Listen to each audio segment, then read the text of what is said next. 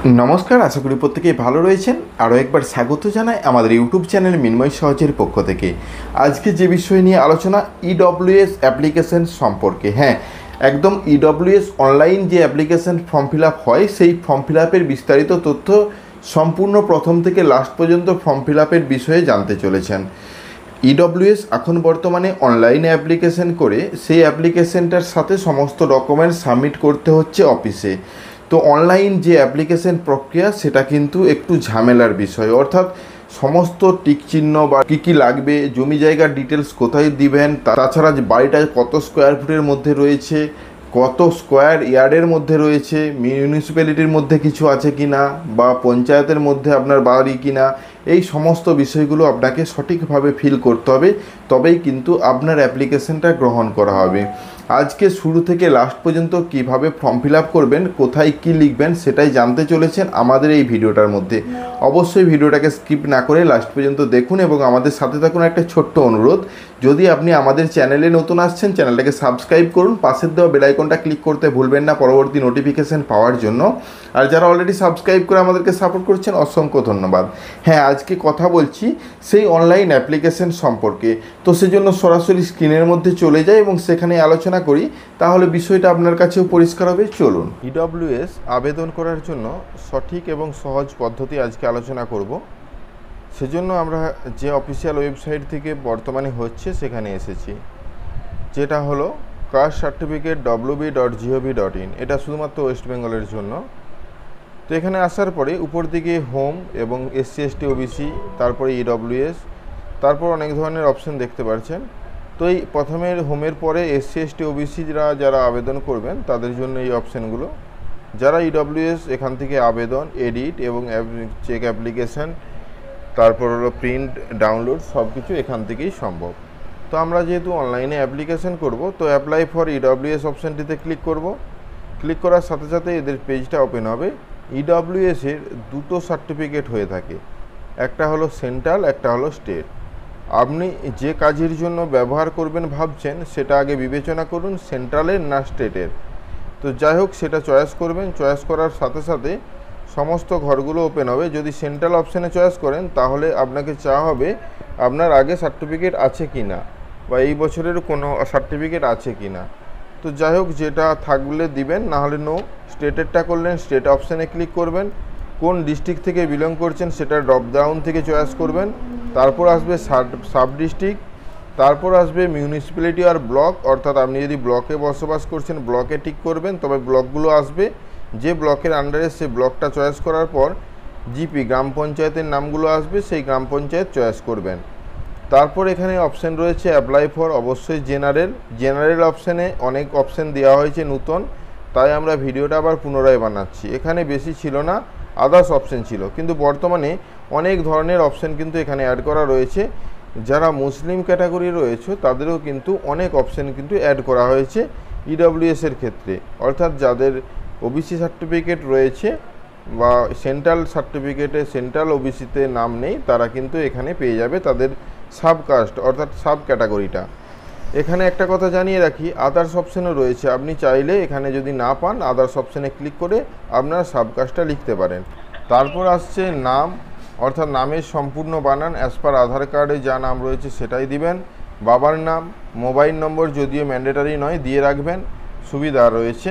তারপর এখান থেকে যে কোনো একটা, যদি আধার কার্ড নম্বর থাকে আধার কার্ড নম্বর, যদি খাদ্যসাথী রেশন কার্ড দিতে চান রেশন কার্ড দিতে পারেন। জন্ম তারিখ কী রয়েছে ক্যালেন্ডার অনুপাতে চয়েস করবেন বা সিলেক্ট করবেন। তারপর এখানে আবার একইভাবে কোন ডিস্ট্রিক্ট থেকে আপনি বিলং করছেন এবং কোন পুলিশ স্টেশনের আন্ডারে রয়েছেন, সেগুলো ড্রপডাউন থেকেই চয়েস হবে এবং সেখানে চয়েস করার পর ভিলেজের নামটা লিখবেন এবং নেক্সটে ক্লিক করবেন। নেক্সট করার সাথে সাথে এখানে আবার কেয়ার অফ এসেছে, অর্থাৎ বাবার নাম লিখবেন। পুলিশ স্টেশন লিখবেন, পুলিশ স্টেশন ড্রপডাউন থেকে চয়েস করতে হবে। গ্রাম পঞ্চায়েতের নাম লিখবেন, গ্রামের নাম লিখবেন, পোস্ট অফিসের নাম লিখবেন এবং পিনকোড।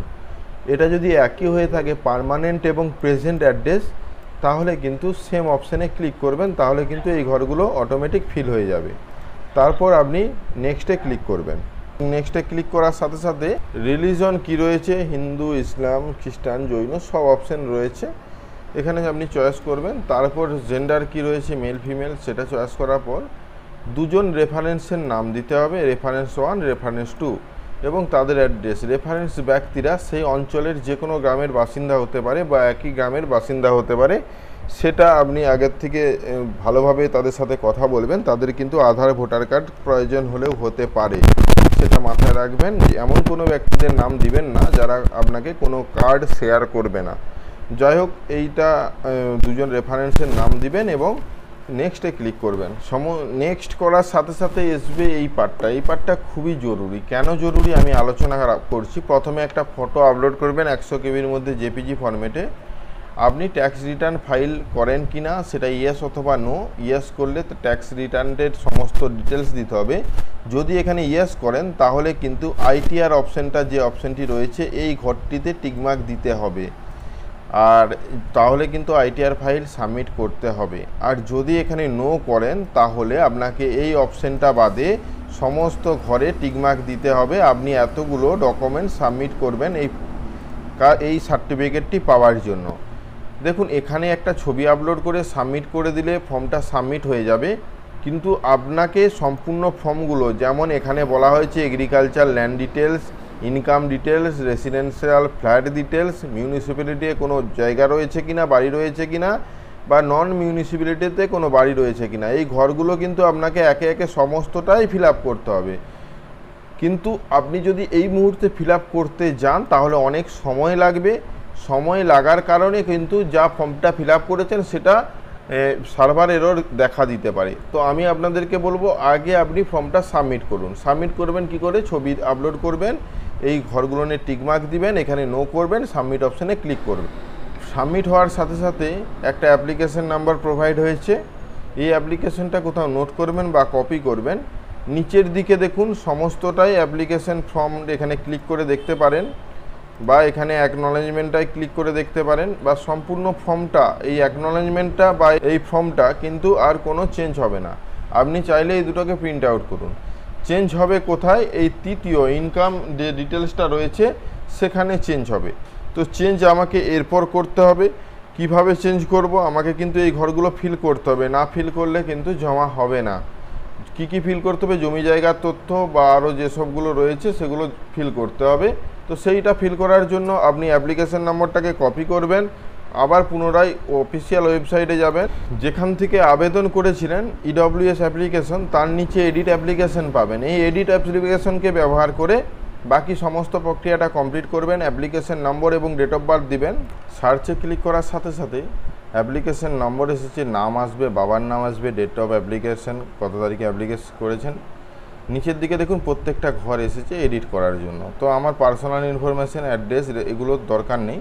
আমার দরকার এই ইনকাম থেকে, ইনকাম, এগ্রিকালচার, রেসিডেন্ট ফ্ল্যাট, এইগুলো আমাকে এডিট করতে হবে। তো ইনকামে এডিটে ক্লিক করব সর্বপ্রথম।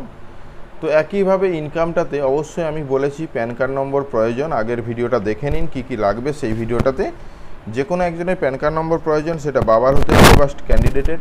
সেই প্যান কার্ড নম্বরটা এখানে লিখবেন। যে ইনকামটা করে দেওয়া হয়েছে আপনাকে ভিডিও থেকে, সেই এগ্রিকালচার যদি ইনকাম হয়ে থাকে তাহলে এগ্রিকালচার ঘরে এটা বসাবেন। তারপর প্রত্যেকটা ঘর, যতগুলো ঘর রয়েছে প্রত্যেকটা ঘর 00 দিয়ে ফিল করবেন, না হলে কিন্তু ফর্ম ফিল আপটাকে সম্পন্ন হবে না এবং বারবার আপনাকে বলা হবে যে এটা ফিল করে নিয়ে আসুন, বা ভুল রয়েছে অ্যাপ্লিকেশনে, আপনি বুঝতে পারবেন না যে কোথায় ভুল রয়েছে। তো এই বিষয়টা মাথায় রাখবেন। প্রত্যেকটা ঘর কিন্তু এইভাবে 00 করে ফিল করবেন। প্রত্যেকবারে সম্পূর্ণ হওয়ার পর সেভ যখন ক্লিক করবেন, সম্পূর্ণ ঘরগুলো 0 আছে নাকি দেখে নেবেন। সেভ করার সাথে সাথে আবার পুনরায় সেই অ্যাপ্লিকেশন নাম্বার এবং ডেট অফ বার্থ দিয়ে এডিট করার অপশান দিবে। একইভাবে সার্চ করবেন, একইভাবে প্রত্যেকটা পার্ট এডিট করবেন। যেমন আমি ইনকামটা করলাম, এবারে এগ্রিকালচারে যাচ্ছি। তো প্রত্যেকটা ঘর আমি ভালোভাবে বোঝাবো বলেছি, সেজন্য এটা দেখে নিন।